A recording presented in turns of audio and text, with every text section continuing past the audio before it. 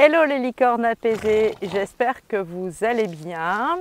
Et aujourd'hui, j'avais envie de vous parler des relations entre nos émotions et notre alimentation. Bonjour, vous êtes avec Marjorie et vous êtes sur ma chaîne YouTube. J'accompagne les femmes à se libérer des souffrances de la colère et à créer leur vie extraordinaire et apaisée de leurs rêves. Retrouvez-moi chaque semaine pour une nouvelle vidéo. Pourquoi je ne peux pas empêcher de venir faire mes vidéos avec eux, mais parce qu'ils m'inspirent tout simplement. Donc, quelles sont les relations que nous avons entre nos émotions et notre alimentation? Eh bien, vous allez voir que quand nous mangeons sous le coup de l'émotion, nous faisons ni du bien à notre mental, ni du bien à notre corps. Première émotion dont j'avais envie de vous parler, eh bien, c'est la tristesse. Quand on est triste, on va avoir tendance à aller se jeter sur le chocolat, sur les sucreries. Effectivement, eh bien, le sucre va nous donner cet arc réflexe de dopamine, va nous donner ce doudou psychologique.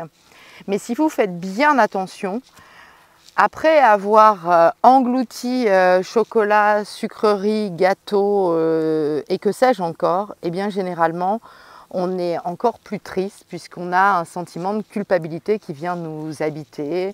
On se dit ah là là, mais qu'est-ce que j'ai encore fait, je vais encore prendre des kilos. Alors que finalement, qu'est-ce qu'on aurait besoin quand on est triste? On aurait besoin de prendre soin de soi, d'aller se balader, d'aller caresser son chat qui va ronronner, d'aller caresser son chien, d'aller marcher, de prendre un bon bain avec des huiles essentielles, quelque chose qui va nous faire réellement plaisir. L'autre émotion dont j'avais envie de vous parler et qui me tient à cœur, c'est l'émotion de la colère.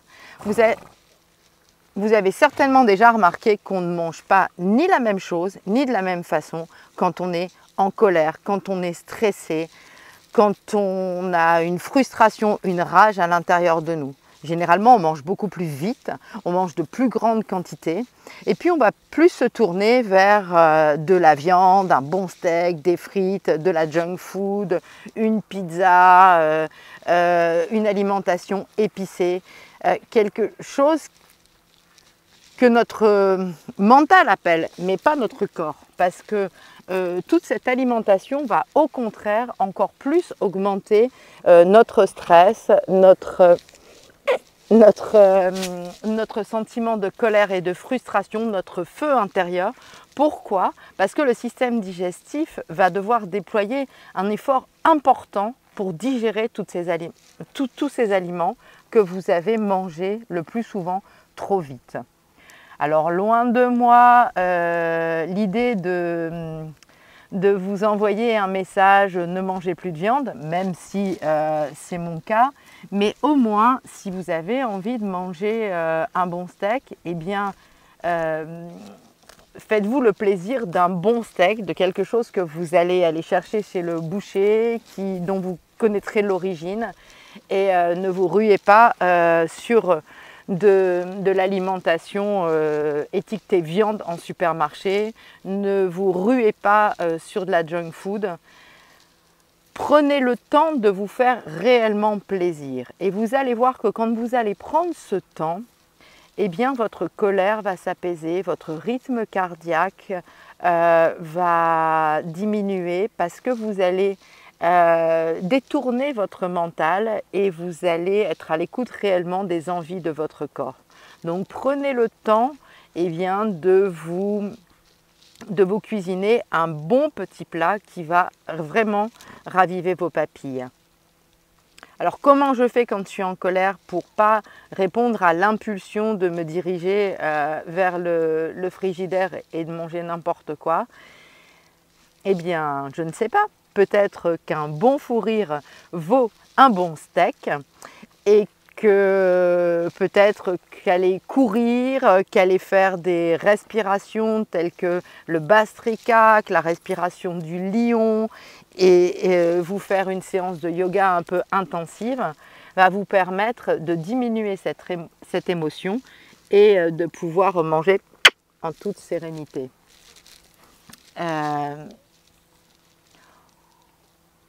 Autre moment où on ne mange pas très bien, où on ne boit pas très bien, c'est quand on est fatigué. Quand on est fatigué, eh bien, on est persuadé que boire un café, boire du thé, boire du coca, se fumer une clope, ça va nous permettre de remonter notre niveau d'énergie. Dans un premier temps, oui, mais l'effet énergétisant de tous ces stimulants est très très bref et on a vraiment le deuxième effet qui se coule où là on va ressentir une baisse d'énergie importante.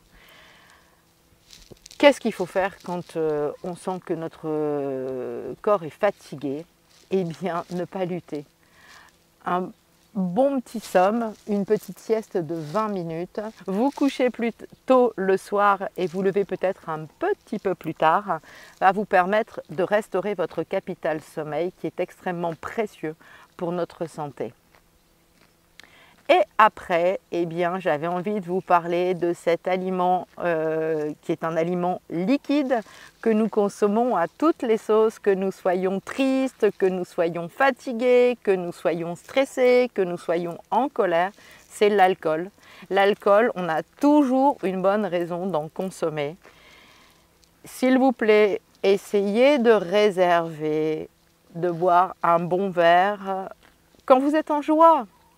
Parce que faites l'expérience, vous n'allez pas du tout le déguster de la même façon. Généralement, les quantités que vous allez consommer vont être nettement inférieures que quand on consomme sous le coup du stress, de la peur, de l'anxiété, de la colère. Et donc, les effets ne seront pas les mêmes. Parce que j'adore cette phrase qui est la mienne, qui est « le poison est dans la dose ». On peut tout manger, mais pas n'importe comment et pas en n'importe quelle quantité. Privilégiez les aliments de qualité, mangez moins, mais mangez mieux. Ce qui permettra, parce que souvent on me dit « oui, mais bien manger, ça coûte cher ».